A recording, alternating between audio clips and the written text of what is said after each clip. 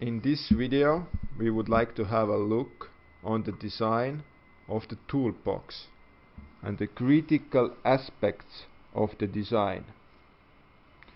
Later on, for actual manufacturing, we are going to change it a little bit, but this here is a point where we can start.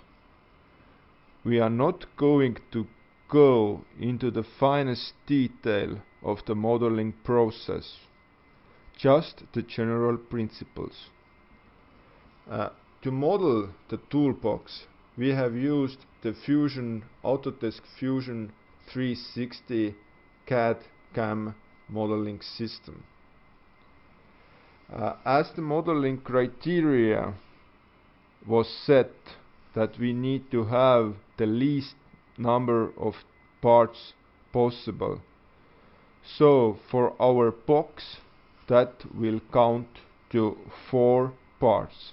We have 2 sides and then we have front panels. Let's say relatively this is a front panel and that one is a back panel. Then we have the bottom, and the final part would be the handle over here. The handle is of least concern because this will be manufactured from already made bar, wooden bar. Our design is driven, in this case here, is driven from the sides. These 2 sides, as they are identical over here, they will drive our design, and all other parts will be aligned according to them. First of all, they need to dictate the general functionality of our toolbox, and also they need to add the additional factor of the design.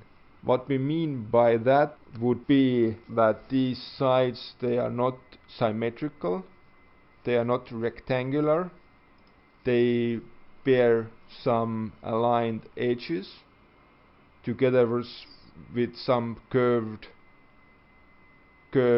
profile lines when looked from that direction.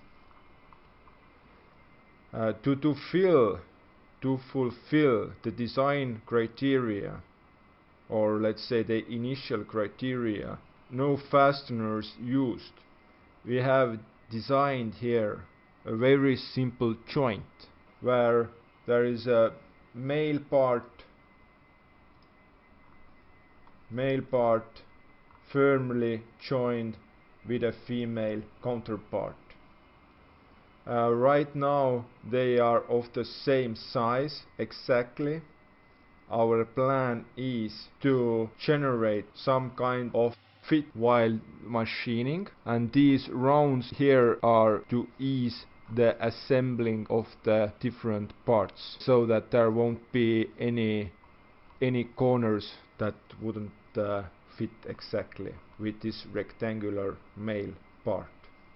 The fronts are modeled after those side panels, and the bottom here is one of the last parts added. As with every other CAD system, the starting point of a 3D model is a sketch. Here we can see some of the sketches made to model the side panel. Actually the most crucial one being this sketch over here. If I hide the body, you can see the profile of our side, and from that closed profile a 3D model is extruded, as it is a conventional way of creating solid bodies in a CAD system. Separate bodies here in Fusion are divided into components, the sides, are two components, two separate components, also the front sides and the bottom. They are all here as different components, and they are put together using the joints or relations. Here nothing needs to move, so it is a rigid assembly in that sense. And that concludes our video about the design of the toolbox.